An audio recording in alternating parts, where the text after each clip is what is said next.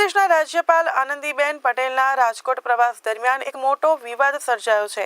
પોતાના પૂર્વ નિર્ધારિત રૂટમાં અચાનક ફેરફાર થવાથી રાજ્યપાલ નારાજ થયા હોવાના અહેવાલોથી રાજકોટનું રાજકારણ ગરમાયું હતું। રાજ્યપાલના સ્વાગતનો કાર્યક્રમ અગાઉ રાજકોટ બાયપાસ હાઈવે પર નક્કી કરવામાં આવ્યો હતો।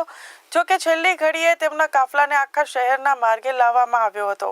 આના કારણે નારાજ થયેલા આનંદીબેન પટેલે પોતાની નારાજગી સ્પષ્ટ વ્યક્ત કરી હતી।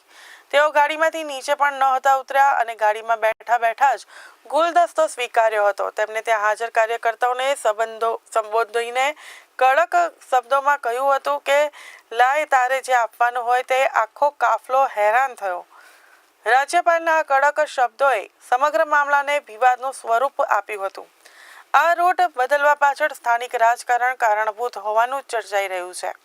એવી વાતો વહેતી થઈ છે કે ધારાસભ્ય ઉદય કાનગડ દ્વારા પ્રસિદ્ધ મેળવવાના ઈરાદે રાજ્યપાલનો રૂટ બદલવામાં આવ્યો હતો। પોતાના વિસ્તારમાં સ્વાગત રાખીને વ્યક્તિગત લાભ મેળવવાનો પ્રયાસ કરવામાં આવ્યો હોવાની ચર્ચાએ જોર પકડ્યો હતો। આ સાથે જ આ વિવાદમાં પૂર્વ ધારાસભ્ય અરવિંદ રૈયાણીનું નામ પણ ચર્ચાઈ રહ્યું છે। એવી અટકળો છે કે પૂર્વ ધારાસભ્ય પાટીદાર સમાજમાં પ્રેમ અને સક્રિયતા દર્શાવવા માટે આ કાર્યક્રમમાં ભાગ લીધો હતો।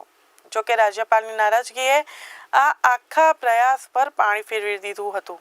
આ સમગ્ર ઘટનાએ રાજકોટના સ્થાનિક રાજકારણમાં ગરમાવો લાવી દીધો છે અને હવે આ મામલે કોણ સફાઈ આપે છે અને આગળ શું પગલાં લેવાય છે તે જોવું રહ્યું।